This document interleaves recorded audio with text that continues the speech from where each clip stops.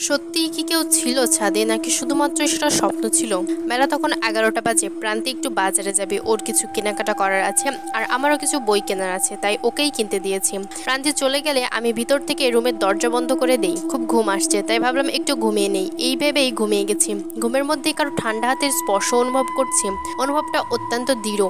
কারো শীতল হাতের ছোঁয়ায় যেন মনে হচ্ছে আরো গভীর ঘুমে আচ্ছন্ন হয়ে যাচ্ছি। ঠিক দুপুর 1:30 দরজায় টোকা দেওয়ার আওয়াজ হয়। তখন আমি ঘুমে আচ্ছন্ন আছি। ফোনে কল আসায় তার তীব্র আওয়াজে উঠে পড়ি। তারপর তাড়াতাড়ি করে ফোন হাতে নিয়ে দেখি প্রান্তি কল দিয়েছে আর বাইরে থেকে ডাকছে।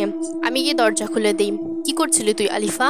আমি তোকে 10 মিনিট ধরে ডাকছি, তোর কোনো সাড়া শব্দ নেই। যখন ফোন দিলাম তখন তুই দরজা খুললি। তুই যাওয়ার পরে একটু ঘুমিয়েছিলাম, কিন্তু এতটা গভীর ঘুমে কিভাবে গেলাম জানি না। তুই তো জানিস আমার ঘুম খুবই পাতলা। আচ্ছা, এমনটা হয় মাঝে মাঝে। তুই যা, গোসল করে নে। তারপর আমিও গোসল করব, যা তাড়াতাড়ি। আমি আচ্ছা বলে গোসল করতে চলে গেলাম। তাড়াতাড়ি করে কোনো রকমে গোসল শেষ করে নামাজ পড়ে নিলাম। প্রান্তি আসার সময় খাবার কিনে এনেছে, কারণ আমি রান্না করতে পারি না, তাই রোজ প্রান্তি রান্না করে আর আমি তাকে সাহায্য করি। ঘুমালে মাথা ব্যথা ভালো হয় জানতাম, কিন্তু ঘুমালে যে মাথা ব্যথা হয় সেটা তুই না বললে জানতাম না। সত্যি বলছি তোকে, এমনটাই হয়েছে।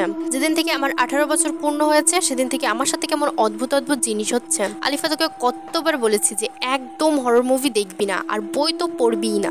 আর তুই বেশি করে ওগুলোই পড়িস। ধর তোর আনতে দেওয়া হরর বইয়ে তো এই জিন ভূত পেতনি ছাড়া একটা লাইনও নেই। তুই আমার বেস্ট ফ্রেন্ড নাকি বড় বোন? আর আমার মুভি বা বই পড়াতে কিছুই হয় না। তুই একটা বই পড়ে দেখ, কিচ্ছু হবে না। না বোন, তোর মাথা খারাপ হয়েছে এটাই যথেষ্ট। আমার মাথাটাও খারাপ করার কোনো দরকার নেই। কি বললি তুই? আমার মাথা খারাপ? তুই আমার বান্ধবী হয়েও শত্রুর মতো কথা বলছিস? বলবো না তো কি করবো? তুই যদি মাঝরাতে চুল খুলে ছাদে গিয়ে বসে থাকিস তাহলে মাথা খারাপ বলবো না তো বুদ্ধিমতী বলবো?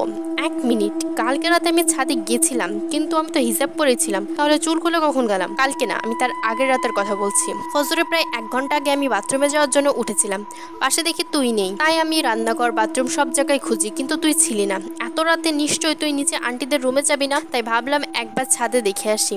ছাদের গেট খোলা ছিল। আমি গিয়ে দেখি তুই দোলনায় চুল খুলে চুপচাপ বসে আছিস। তোকে ডাক দিতেই তুই উঠে আমার কাছে আসিস, আর আমি তখন তোকে নিয়ে নিচে আসি। তুই আবার একটা কথারও উত্তর দিসনি, সোজা বিছানায় গিয়ে শুয়ে পড়িস। আমি বিস্ময়ে হতবাক হয়ে চেয়ে আছি প্রান্তির দিকে। এত কিছু হয়েছে, কিন্তু আমার কোনো কিছুই মনে নেই। এটা কিভাবে হতে পারে? প্রান্তি তো আমাকে শুধু শুধু মিথ্যা কথাও বলবে না, কিন্তু আমার তো কোনো কিছুই মনে নেই। কখন চুল খুলে গেলাম বা ছাদে কি করছিলাম তুই আমাকে সকালে বলিসনি কেন?